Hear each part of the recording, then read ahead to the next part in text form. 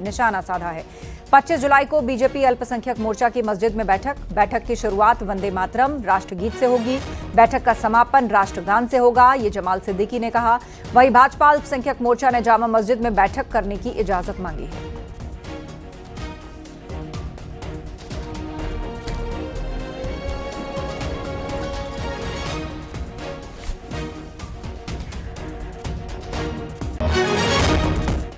अगर वो कहते हैं सही है तो भारतीय जनता पार्टी और अल्पसंख्यक मोर्चा भी उसी मस्जिद में जुमे के बाद 25 तारीख को अपनी बैठक बुलाएगी। मैंने फिर कह रहा हूं कि हमारी बैठक, हम राष्ट्रवादी लोग हैं, हमारी बैठक राष्ट्रगीत वंदे मातरम से शुरू होगी और राष्ट्रगान पर समाप्त होगी। फिर छाती मत पीटना।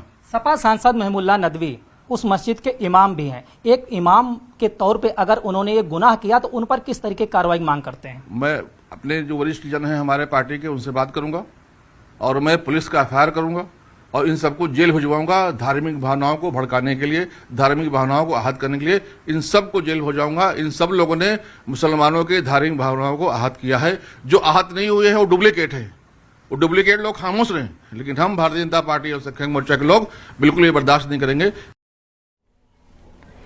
संसद परिसर के पास मौजूद मस्जिद में समाजवादी पार्टी की बैठक को लेकर विवाद खड़ा हो गया। बीजेपी अल्पसंख्यक मोर्चा के राष्ट्रीय अध्यक्ष जमाल सिद्दीकी ने बैठक को लेकर कड़ा एतराज जताया।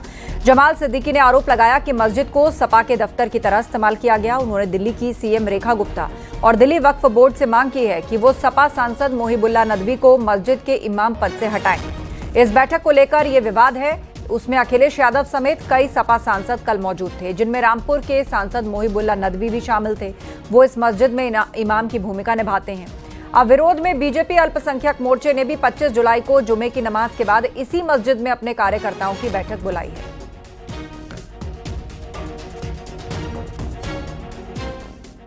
और जिस प्रकार उन्होंने मुसलमानों के भावनाओं को आहत करने का काम किया है, ये दर्शाता है कि मुसलमानों को, इस्लाम को और बाकी उनके जो इबादतगाह हैं उनको अपनी जेब में रखते हैं। तो ये होने वाला नहीं है। लेकिन इमाम साहब हैं जो पार्टी के उनके सांसद हैं, जिस तरीके से उस बैठक में बैठे हुए हैं, वो तो लगता है आचरण जो मस्जिद में जिस तरीके से बैठा जाता है उसी तरीके से बैठे हैं। नहीं, आप दूसरा फोटो देखिए, खड़े होकर ठहाके लगा रहे हैं। आप तीसरा फोटो देखिए, वहां गपशप मार रहे हैं। आप बाकी फोटो देखिए, वहां महिलाएं बैठी हुई हैं। हमारी जो है श्रीमती डिम्पल जी वहां पर बैठी हुई हैं। तो ये क्या है?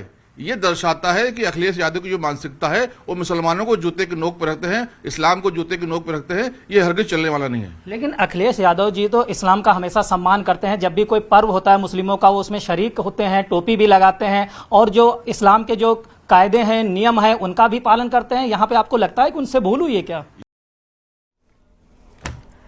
समाजवादी पार्टी की मस्जिद में मीटिंग के बाद सियासी बयानबाजी नहीं थम रही। अब अखिलेश यादव ने पलटवार किया। उन्होंने कहा कि बीजेपी का हथियार धर्म है। बीजेपी जोड़ना नहीं जानती, आस्था जोड़ने का काम करती है। हमारी मस्जिद में जाने से अगर बीजेपी को तकलीफ है तो हम क्या करें? मैं आपसे, क्योंकि ये धार्मिक लोग हैं जो मेरे बगल में खड़े हैं, मुझे नहीं पता था कि आप लोग मिल लेंगे, मुझे मुलाकात हो जाएगी आपसे और एक ऐसा सवाल आएगा। मैं केवल इतना जानता हूँ कि आस्था जोड़ती है। किसी भी धर्म या कोई आस्था है, वो आस्था जोड़ती है और जो आस्था जोड़ने का काम करती है हम उसके साथ हैं। बीजेपी को यही तकलीफ है कि कोई जुड़े नहीं, दूरियां बनी रहें। तो आस्था जोड़ने का काम करती है और इसलिए हम लोग हर आस्था पर आस्था। बीजेपी के कहने से अब बीजेपी को मीठे से तकलीफ होगी तो मीठा छोड़ देंगे? बीजेपी कहेगी नमकीन खाइए तो नमकीन खाएंगे क्या? तो बीजेपी क्या कर रही है, बीजेपी को आप भी जानते हो, बीजेपी को आप सब जानते हो। बीजेपी का हथियार ही धर्म है। मस्जिद में एसपी की मीटिंग पर डिप्टी सीएम ब्रजेश पाठक ने अखिलेश यादव पर बड़ा हमला बोला। मस्जिद में अखिलेश यादव की बैठक करने पर निशाना साधा है। ब्रजेश पाठक ने एसपी पर धार्मिक संस्थाओं के दुरुपयोग का गंभीर आरोप लगाया। ब्रजेश पाठक ने कहा कि अखिलेश यादव समाजवादी नहीं, नमाजवादी है। समाजवादी पार्टी के मुखिया धर्म स्थलों को लगातार दुरुपयोग करते रहते हैं। आप सब जानते हैं कि जो हमारा संविधान कहता है, हम अपने राजनीतिक कार्यों के लिए ऐसा किसी प्रकार का काम नहीं करेंगे जो संविधान का उल्लंघन करता हो। पूरे देश की जनता जानती है वो नमाजवादियों के आचार विचार को अपनाने वाले हैं। बीजेपी ने मस्जिद में हुई सपा की इस बैठक को तुष्टीकरण की सियासत और धर्मनिरपेक्षता से छल करार दिया है। अखिलेश यादव जी अपने को दिखाना चाहते हैं कि मौलाना अखिलेश यादव तुष्टीकरण की राजनीति की पराकाष्ठा करने वाली ये समाजवादी पार्टी है और उसी का ये चरित्र है कि मस्जिद के अंदर सांसदों के साथ बैठ करके और एक यह संदेश देना कि वह मुसलमानों के बहुत बड़े मसीहा हैं। तो मैं यह मानता हूं कि यह उनका एक तरह से गैर जिम्मेदाराना ये कृत्य है और इससे उनको बाज आना चाहिए था, लेकिन वो बाज नहीं आ सकते हैं और इसीलिए समाजवादी पार्टी की दुर्दशा हो रही है और आगे आने वाले समय में और दुर्दशा। चोला जो है वो धर्मनिरपेक्षता का पहनकर घूमेंगे और झोला लेकर के सांप्रदायिकता का घूमेंगे।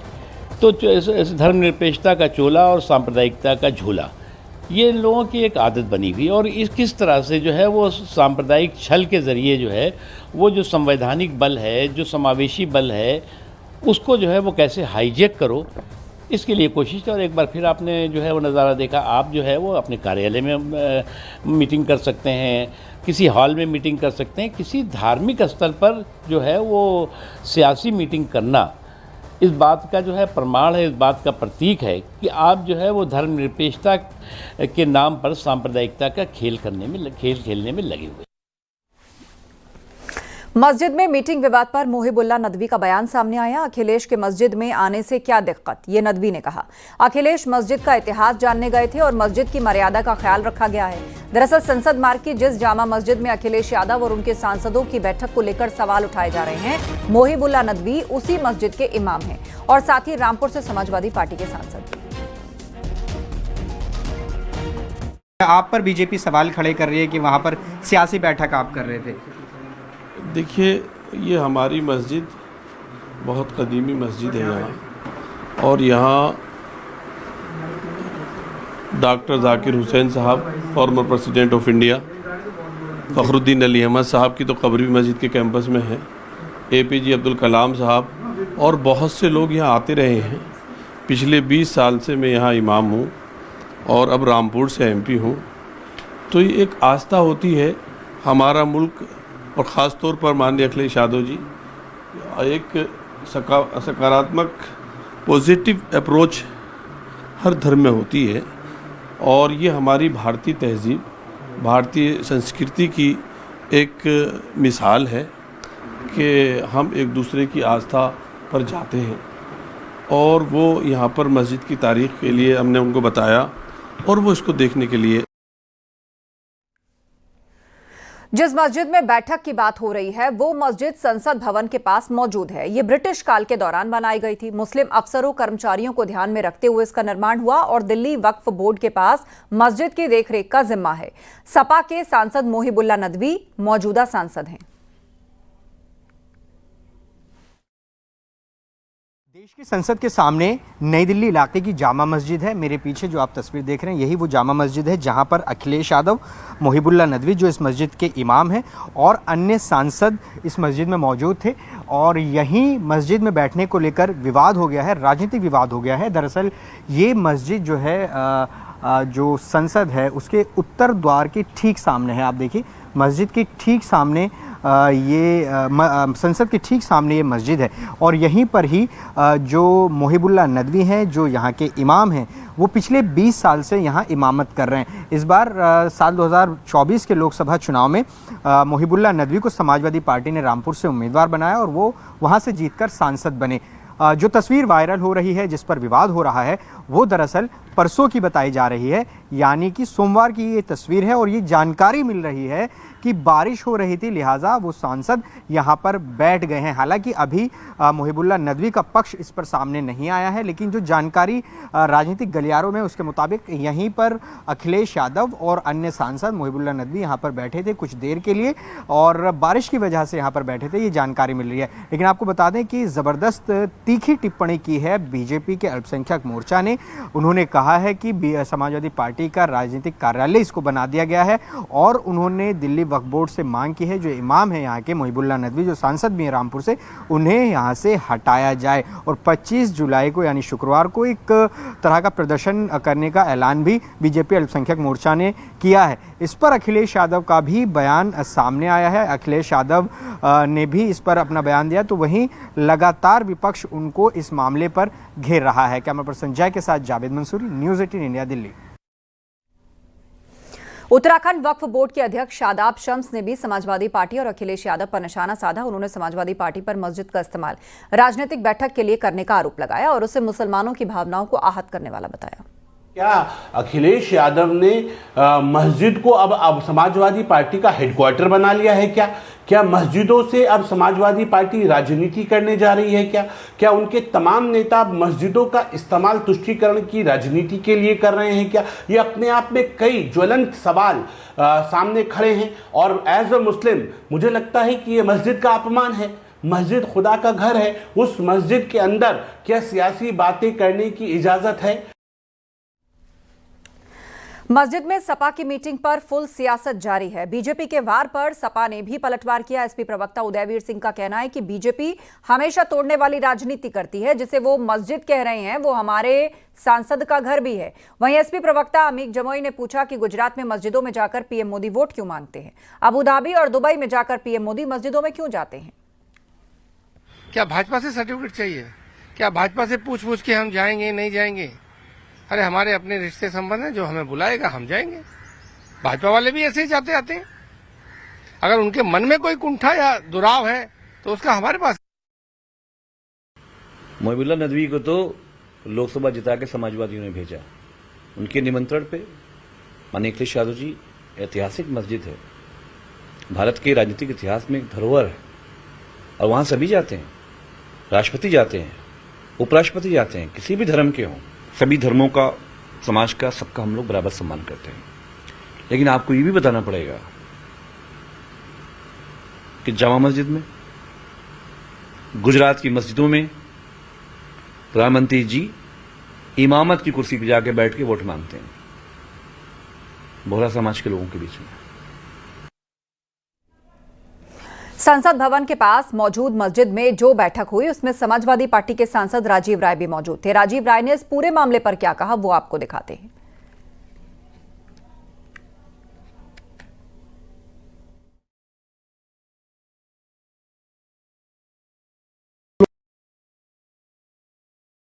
लोगों के पास कुछ कहने को नहीं होता है, देश के मुद्दों पर बोलने का नहीं होता है, जिन मुद्दों पर विपक्ष मांग करे नहीं होता है, तो इन्होंने एक ट्रोल आर्मी कर रखा है ताक झांक करते रहने के लिए। इनकी ताक झांक करवाएंगे तो नंगे हो जाएंगे।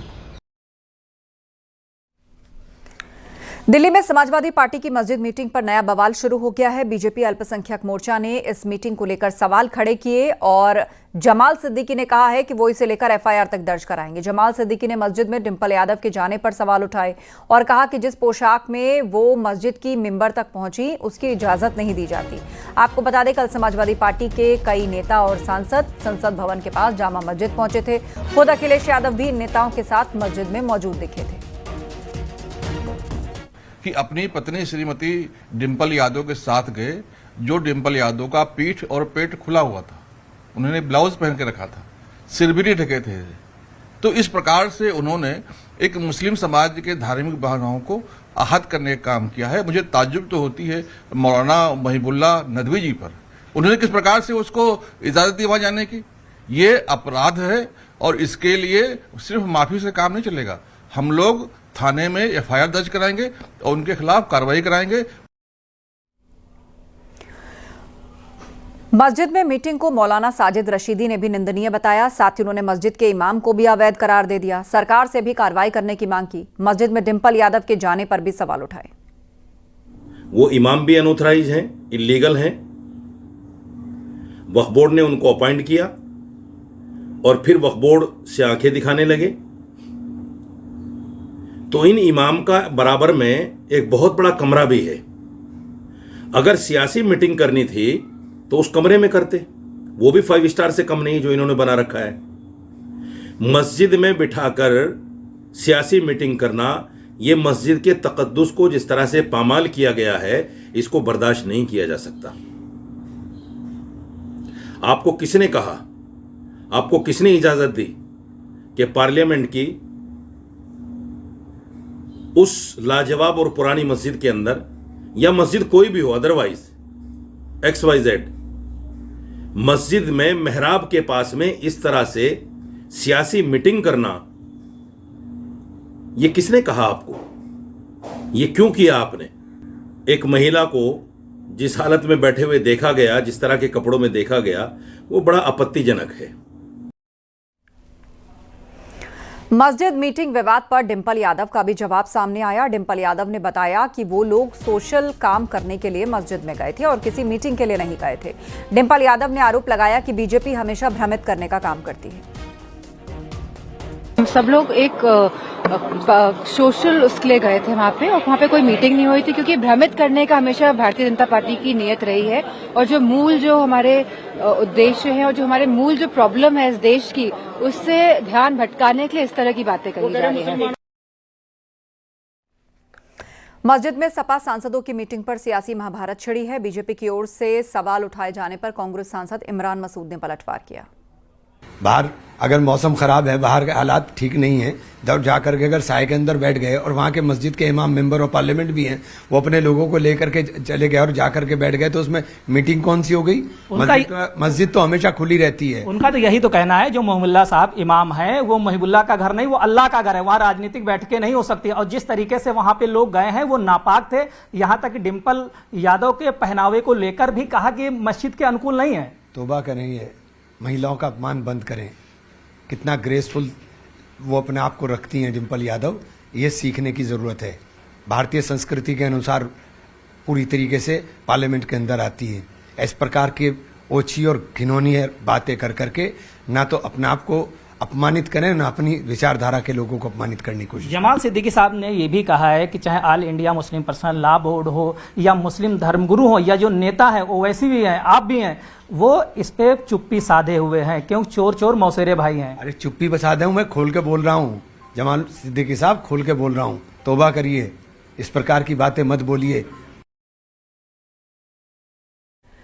उपराष्ट्रपति चुनाव की प्रक्रिया शुरू हो गई है। चुनाव आयोग के मुताबिक जल्द ही चुनाव का कार्यक्रम जारी होगा। चुनाव आयोग की ओर से जारी बयान में कहा गया कि जगदीप धनखड़ के इस्तीफे की आधिकारिक जानकारी उन्हें मिल चुकी है और आयोग की ओर से पहले से ही प्रक्रिया शुरू कर दी गई है, जिसमें निर्वाचन मंडल की तैयारी, राज्यसभा एवं लोकसभा के निर्वाचित और मनोनीत सदस्य शामिल हैं। साथ ही रिटर्निंग ऑफिसर, सहायक रिटर्निंग ऑफिसर की अंतिम रूपरेखा की तैयारी, सभी पूर्व उपराष्ट्रपति चुनावों से संबंधित पृष्ठभूमि सामग्री की तैयारी और प्रचार प्रसार शामिल है।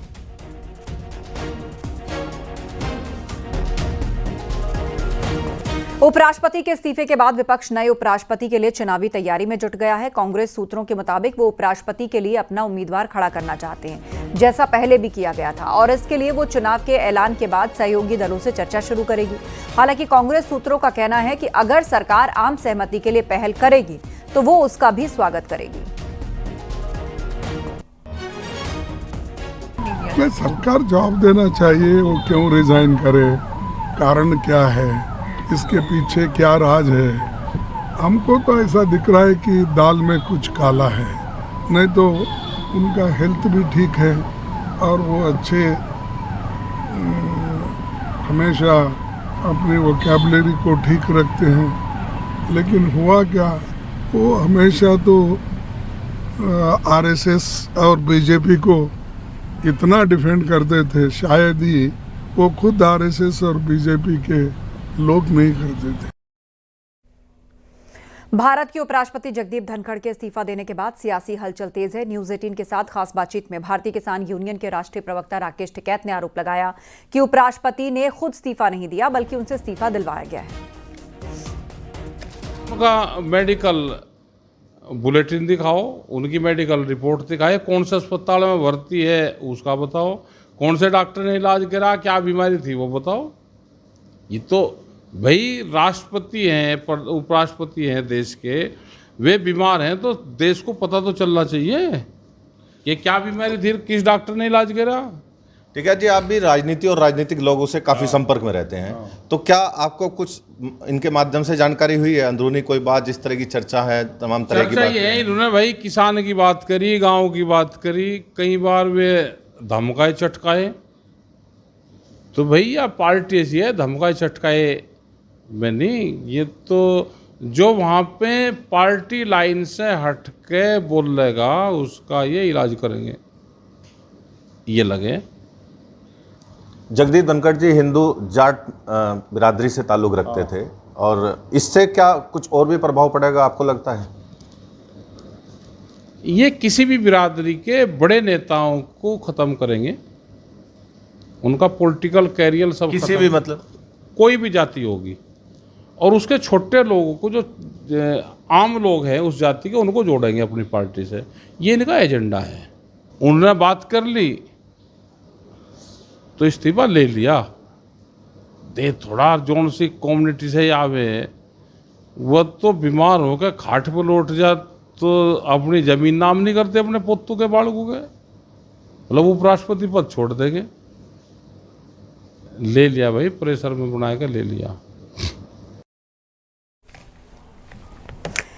एसआईआर के मुद्दे पर दिल्ली से पटना तक सियासी संग्राम मचा हुआ है। सदन के अंदर से लेकर बाहर तक वोटर रीवेरिफिकेशन को लेकर विपक्ष लगातार प्रदर्शन कर रहा है। आज संसद के दोनों सदन में विपक्ष ने एसआईआर मुद्दे पर हंगामा किया। संसद परिसर में राहुल गांधी, अखिलेश यादव समेत विपक्ष के सांसद प्रदर्शन करते दिखे, जबकि बिहार विधानसभा के अंदर और बाहर विपक्ष ने प्रदर्शन किया। सदन के अंदर तेजस्वी यादव एसआईआर मुद्दे पर जमकर हमलावर दिखे। विपक्षी विधायक काले ड्रेस में जमकर नारेबाजी करते दिखे।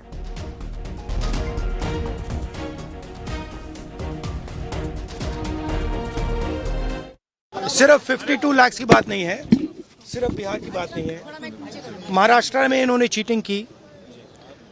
हमने सवाल पूछे इलेक्शन कमीशन से, वोटर लिस्ट दिखाइए, इन्होंने वोटर लिस्ट नहीं दिखाई। हमने कहा कि वीडियोग्राफी दिखा दीजिए, वीडियोग्राफी का कानून बदल दिया। 1 करोड़ नए वोटर्स आए थे महाराष्ट्र में और इलेक्शन चोरी किया। ठीक है, कर्नाटक में हमने रिसर्च की है थोड़ी, कर्नाटक में हमने भयंकर चोरी पकड़ी है। मैं ब्लैक एंड व्हाइट में आपको दिखाऊंगा, इलेक्शन कमीशन को दिखाऊंगा, ठीक है, ब्लैक एंड व्हाइट में कि कैसे चोरी की जाती है, कहां की जाती है। कर्नाटक में ब्लैक एंड व्हाइट में है हमारे हाथ में। ठीक है, और यहां रुकेंगे ब्रेक के लिए, लेकिन ब्रेक पर जाने से पहले आपको बता दें, न्यूज 18 ऐप अब नए अवतार में। न्यूज 18 ऐप डाउनलोड करें, खबरों से जुड़े, बदलाव का हिस्सा बने। अपने शहर, देश और दुनिया की खबरें अब सीधे आपके मोबाइल फोन पर नीचे दिए गए QR कोड को स्कैन करें और फौरन डाउनलोड करें न्यूज 18 ऐप।